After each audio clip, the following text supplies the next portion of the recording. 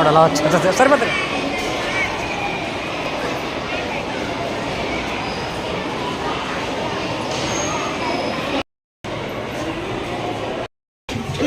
Coldest planet.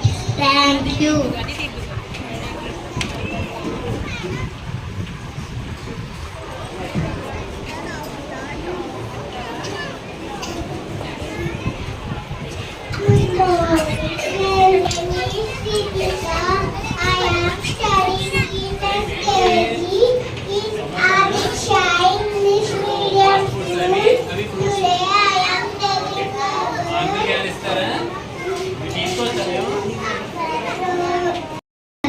I am studying in SKG.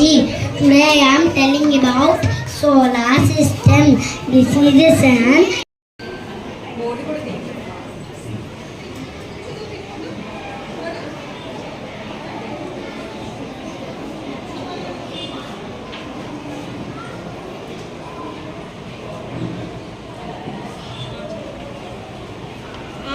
చెప్పాను కదా ఇవాళ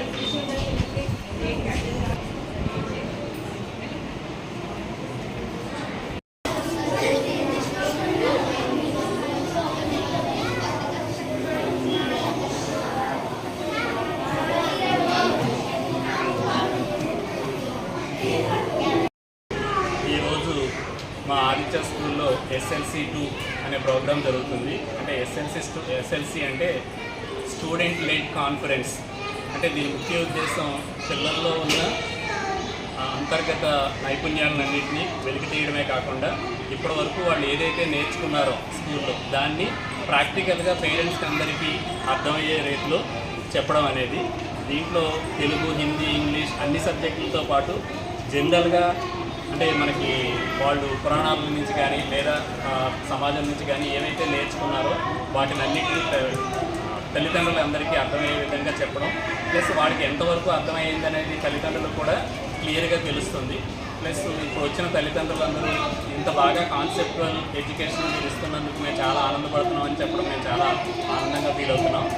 ఈ ప్రోగ్రామ్ ఇంత సక్సెస్ఫుల్గా కావడానికి ప్రైమరీ ప్రిన్సిపాల్ అయితే అలాగే మిగతా టీచర్స్ అందరూ కూడా చాలా సపోర్ట్ చేశారు. అలాగే పేరెంట్స్ కూడా ఎంత సపోర్ట్ చేసినా ఈ ప్రోగ్రామ్ మొత్తం పిల్లలు వాళ్ళంతటా వాళ్ళు ఇనిషియేటివ్ తీసుకొని మేజర్ పార్ట్ అంతా కూడా పిల్లలదే.